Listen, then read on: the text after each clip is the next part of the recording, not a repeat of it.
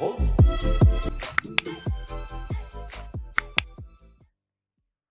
was in this group about 2 weeks ago, maybe more. I was in this group on a platform that shall not be named. And I forgot the question, but I do know it came from either a young lady or a teenage girl. I went to look at the comments, and in looking at the comments, I saw the first one at the top that said there's no need to be rude just because you feel, not everyone was taught all of these things. And it bothered me a little bit, and I had to ponder about it. The feeling soon left because God provided me understanding, like maybe they weren't taught, maybe their environment, maybe it wasn't encouraged, maybe their thoughts and focus, their priorities were elsewhere when that needed to be also just as an important priority made for these young girls to know. That kind of made me fed up because I'm just like, it's 25 and we still have grown women shaming the younger women and the teenage girls for not knowing this information, when I applaud these young ladies for having the boldness and the audacity and the bravery and the courage to ask these questions in the first place so that they can gain the knowledge. I'll give y'all that. To the grown women, y'all need to be ashamed of yourself, and do. Y'all need to be ashamed of yourself. This is, and I know most of you will be sitting there like, well, I don't care anything. I learned. Who did you learn from? I got some questions. Who taught you? Who learned you? How did they treat you when you didn't know? Because if you were treated the same way, we got the key. We now know exactly where you got this behavior from, or at least where it was inspired. And it still don't make it right. Just because you can don't mean you should. This is my second time doing this video. That's besides the point. I feel like if you're a person, if you're a grown woman, let me be very specific when I say this, help me Lord to say it. I feel like when you're a grown woman that knows better, that your approach should come from a place of compassion. The way that you're going to have compassion is definitely going to come from having a relationship with God. So I will put that out there. So if you expected, oh, I don't want her to make it, there is a pause button, there is an X button. I'm just saying. That's it. That's a disclaimer. I'm also not a medical professional. So that goes for the entirety of the video. From now, before I mention it, from now until the end of the video, however long it is, you need to have some compassion when you're giving people advice about sensitive matters like this. I didn't say coddle, I said compassion. Two different meanings. The fact that these teenage girls and these young women get online and they have the courage and the audacity to ask these questions. Your response, or should I say your reaction, it's going to matter how you respond to them, because there are some areas in which they don't have the capacity to understand that people, in this case grown women, sometimes disguise advice, sometimes disguise trauma as advice. That's a whole topic in itself. That's a whole video in itself. And you have to be careful giving this advice when you have knowledge of something that someone younger or someone inexperienced, but not necessarily younger, they're just considered inexperienced in a way, and they're brave enough to ask the question. I'm admiring that in the first place. You don't ever want to be the reasoning or the inspiration behind why someone refuses to be courageous to seek for knowledge of, but particularly these things, ever again. And I say that solely because it could come up with an issue where they have to take things to a doctor, and maybe they're asking to identify exactly what they should discuss with the doctor. Not a medical professional. Message should be somewhere across the screen. And that made me fed up. Because how is it 25 and you still shaming folks for this? You were once that young lady age. You were once, you didn't have a clue of what to do in the same area. I ain't never had that issue before. You had a similar issue. I bet you did. I bet you did. For sure. Even if it wasn't in this area, about something in your life while you were still trying to figure things out. As an adult, a young adult, you still were like, I need to figure this out. And you had to do what? Ask somebody for help. And how did you feel when when people approached you, or they gave the answer to you as if you should have already knew, or they reacted to you or gave the advice, or they treated you in some way with contempt? Their tone was giving contempt. Their tone was giving, you should know this already. And I'm going to use that as justification for why I should treat you or talk to you with contempt or in a condescending manner. Yeah. But Jessica, talk about, come on, let's talk. This is a safe space, and I'm not just saying it because I'm talking about it on YouTube. I feel like this is something that needs to be said. Why are there so many teenage girls that don't have this knowledge of what to do when it comes to their private parts, their feminine hygiene, how to keep themselves up in that area? And I feel like, and I'm going to go over a couple reasons that came to me, thank God, that I'm led to share. I feel like number one, it's their family dynamic.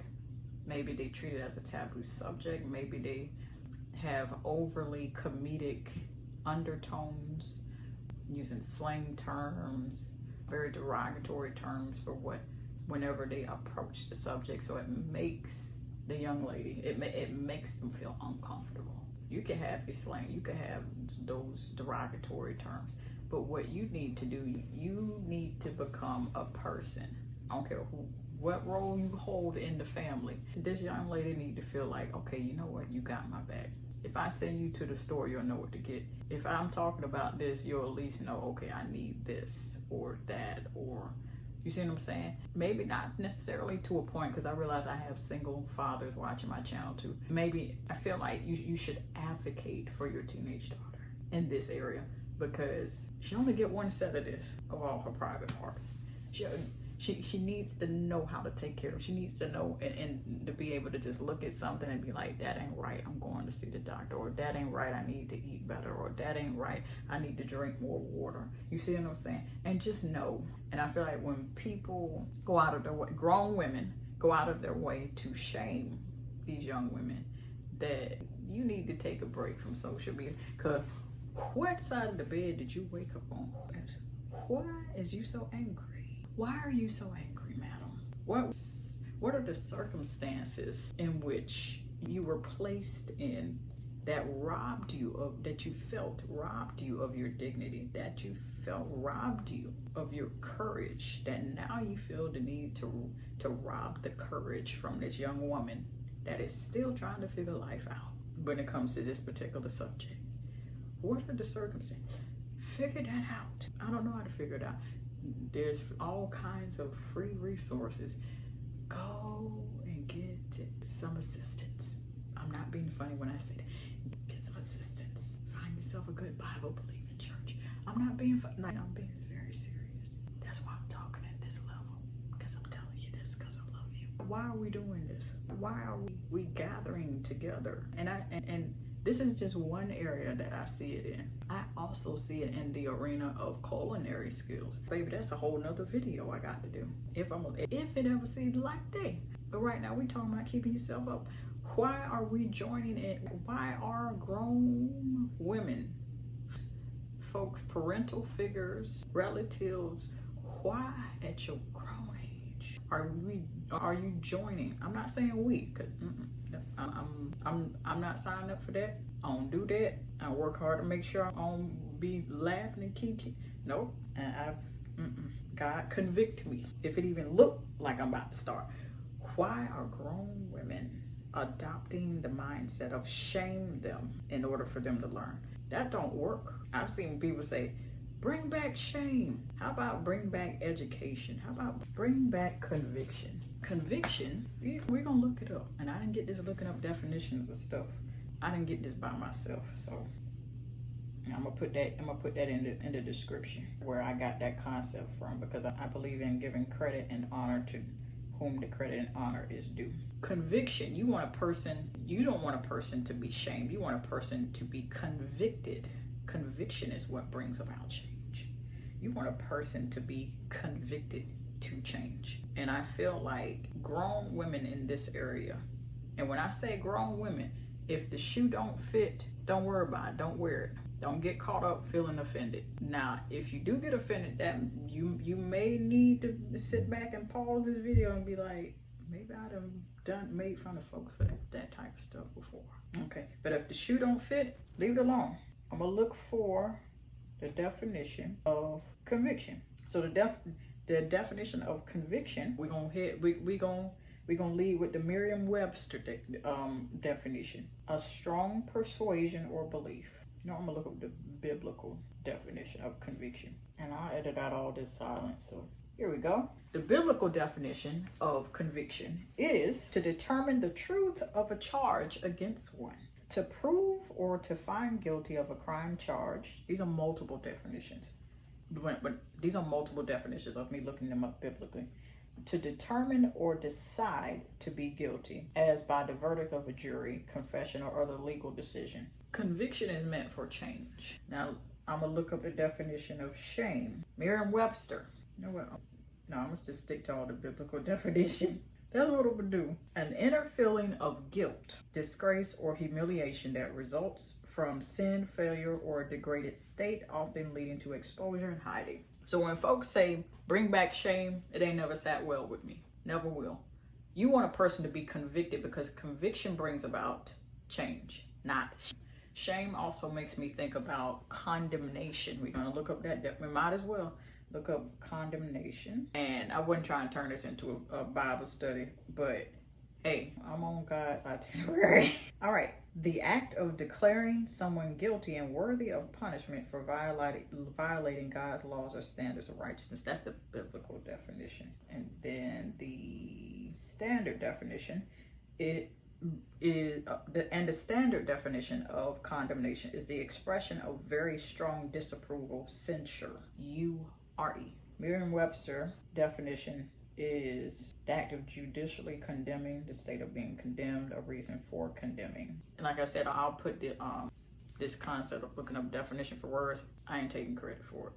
I'm giving the proper credit in the description of this video. So when we look at the three definitions of conviction, shame, and condemnation, it's never sat well with me. Bring back shame. No, bring back conviction is definitely what's going to convince a person to change. So when you're going in the comments as a grown woman that has this knowledge and you are about to spew that poisonous verbal answer to her question as if she should already know, I'm looking at you.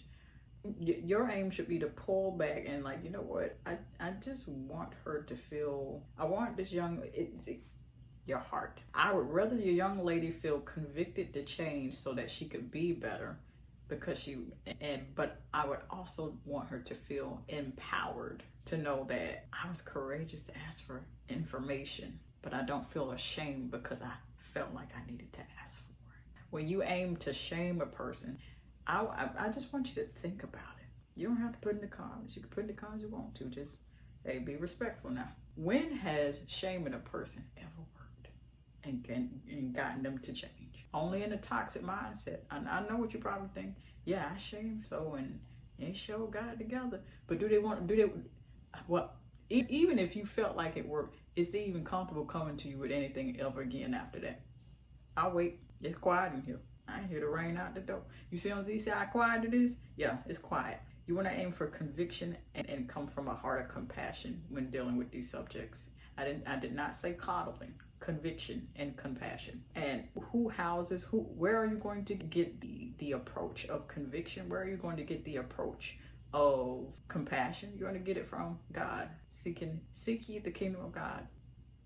Okay, God, I feel like responding like this and I feel like I'll be wilding. So is this the best way? Show me the best way to say it. It's just like that. You ain't got to be, coming there and speaking all uproarial. Hey God, such and such. Is this the best way to? I don't feel right. That conviction. Ask God for conviction. Ask God to give you the compassion for people like that. Because not everybody has the compassion, which means everybody shouldn't be in them comments being a keyboard warrior, spewing their vitriol, spewing their venom verbally at folks because they feel like they should have already known it. Grown women doing this, and I'm just like, I'm fed up with seeing it. 25, that should not be. Now I know people's gonna probably see this video or not see this video or not even know it exists and still do it. But the thing is, you're going to encounter a situation, even if it's not this particular subject, and you are going to feel some type of way because folks are going to go out their way to shame you, and then you're going to either protest against it or you're going to go privately and vent and complain about it. Neither of which will solve anything. That's going to be more proof that, okay, you know what, I need to change how I talk to people. Family dynamic, family approach. Number two, I feel like in the context of teenage girls not having enough knowledge about their keeping themselves up in this area and feminine hygiene and taking care of their private parts, vagina, so forth, knowing which products to use, knowing how to use the products, because sometimes they have and they don't know what they're doing. It's okay to not know everything. That's why we have teachers. I love teachers. And I feel like for the amount of flack that they get, the good ones, y'all need to go and give them a raise. That's how I feel about it. I feel like as a teenage girl, she's in a stage where she's still trying to find out who she is. She's still developing. And when she's seeking that knowledge, you shaming her takes her backwards, and we're not finna have that. We're just not going to do it. And I feel like sometimes a teenage girl, these young women will get influenced by their peers who know just about as much as she does. Nothing, zero, zilch, or if they know more, there's something about the knowledge that they have, even if they have a tad bit more, it's not much, depending on what it is. And then they've learned it from a immoral person. They've learned it from a buck wild person, okay? And that still will kind of take them backwards. You see what I'm saying? So you rather hear from a person that has compassion, been there, done that, and they course corrected. They got it right where it works for them. They now know how to recognize, say, I need to go to the doctor. I need to drink more water. Maybe I need to get a hold of more fruit juices. I need to stop eating this. I need to start taking this as a supplement. I'm not a medical professional, so hopefully that should be somewhere on this screen. That would be one of my goals, to see all teenage young women who will soon be grown women to just have enough knowledge to know, okay, I need to go to the doctor for this, or I need to drink more fruit juice, or I need to eat more of this fruit, or change this, or eat more of this, drink more water, to look at themselves and know, okay, something's off, something's wrong, what do I do to change this? And just never be afraid to seek for that knowledge. So it does matter. That's the second factor that I feel like is the reason why teenage girls and young women don't have enough knowledge about keeping themselves up in feminine hygiene and so forth, and taking care of their private parts and stuff. Number three, culture. That's a whole mouthful. Culture, hip hop, music, pop, television, entertainment. You gotta be careful. Even the internet now, on certain platforms. The internet can be a great place, but you also need to be careful in steering her towards what is safe to watch. You want to get to a point where you're screening the type of content creators, the type of people posting, but also look at the information being offered. And if you're listening as a parent, either a mother, father, single or married, or both of you are watching, or a teenage young lady, your influences does matter in this area. Also, this falls into the peer category, the friends, the associates, the company that she keeps. The Bible says that bad company corrupts good morals. So if she's around people that don't take too good care of themselves, or maybe they, hey, you ain't got to do this as much. Just be really mindful of that. And I say this as auntie. And that's what I have for you. I feel like those are the top 3 reasons. Now the video ain't over yet. I might edit it out. So family dynamics, peers, and then culture, I feel are the top 3 reasons why teenage girls don't have enough knowledge, why I feel like they don't have enough knowledge of these things when it comes to their feminine hygiene, when it comes to being able to know to look at themselves and look at their private parts and know what is what, and when something is off, or when it doesn't look right, feel right, smell right, or when to change their eating habits, when to drink and chug more water. Not at a dangerous level. Okay. Just simply have an extra bottle of water every day. Have an extra 8 ounce. I'm not a medical professional. That's the goal for her to get to that point. For her to not be afraid to ask for help in that area, but also for you not to shame her. To all the teenage girls watching, and to all the parents of teenage girls watching, I'm encouraging you to create an environment for your teenage daughter or if you're the young lady watching, create an environment for yourself where you remain, where you stay courageous in seeking for knowledge in this area, because you'll have to take care of her, your purse, your pocketbook, your vagina. You're gonna be living with her your whole life, and so you need to get used to the changes and know what is what now, because in each stage of your womanhood, it's going to change. And as long as you have the basics, or as long as you have the Lord and a good support system, then that basic information, you will be fine. You'll be fine. Next, if there's a family culture, maybe it's your in-laws, maybe it's your side of the family. I'm speaking to either parent that may be watching this, or to the young lady, you know it's both sides of the family, or one or the other, and they kind of treat it as a taboo subject.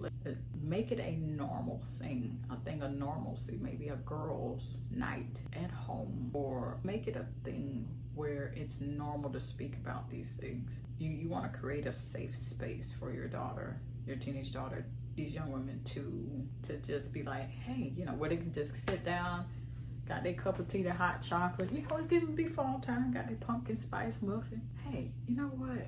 My menstrual flow is just really heavy. Is there anything I should be doing? Because I'm literally going through such and such amount of, pads with tampons per cycle. Like, she needs to have that safe space. And I know that this could be kind of like awkward for men, speaking to single dads, because I know I have single fathers watching my channel. You still want to create that safe space for her, but maybe in the context of maybe a trusted relative. If you feel like there's no one you could trust, maybe get along. You and her mother do not get along, or you just don't have that dynamic. Create code words. Well, is there something going on? Do you have a lady issue? Like, don't mansplain it now, okay? Look, I can't take up for you for mansplaining, okay, sir? I'm not gonna do that. Don't mansplain it. Come up with a code system that works between you and your daughter. Are you having a lady issue? Are you having a woman issue such? And just, you want to approach that from a place of compassion too. There was a video that I saw. I almost said which platform. Nope, not going to share it. I was led not to share it. Which platform. But I saw it, and he was going through the aisles educating himself, him and his wife, about the feminine hygiene products and what is what. And he was just like, wait, what is this for? I saw menstrual cup pads, different absorbencies, tampons, and that made my heart so happy, because one, he wanted to be well educated as to what he needed to run to the store anytime he would need to go for his daughter. And I think he also went down the snack aisle. Now for the snack portion, because for these young ladies, a lot of times, them snacks, the junk is it. You're talking to a person. I used to eat everything I thought I was big and bad enough to eat, okay? Dark chocolate, I hear, is the healthiest. I'm not a medical professional, and I'm not a dietitian. That is the healthiest. Dark, bittersweet chocolate. You want to steer away from the dairy. Could tear your stomach up. I'm just saying, speaking from experience. You want to develop a list. Give her a food journal, specifically for her cravings. One that she'd be comfortable sharing, and just only put her food cravings in there, and then make a copy of it as a shopping list. Look, I'm giving you the game.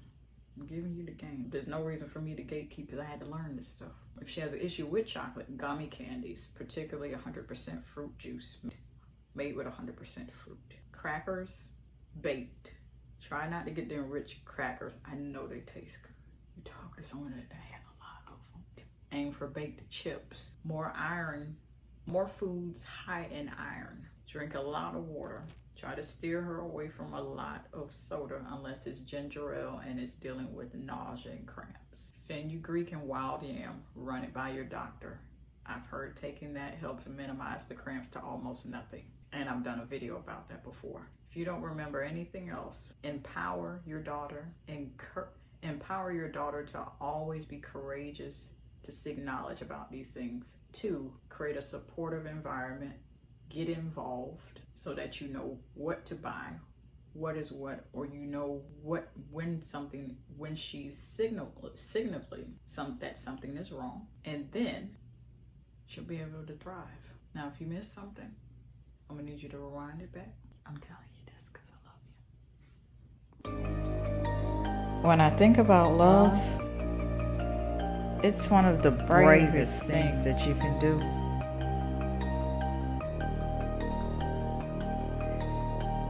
It is patient. It is kind. It does not envy or boast. And it'll keep you on the coast of not being rude or self-seeking.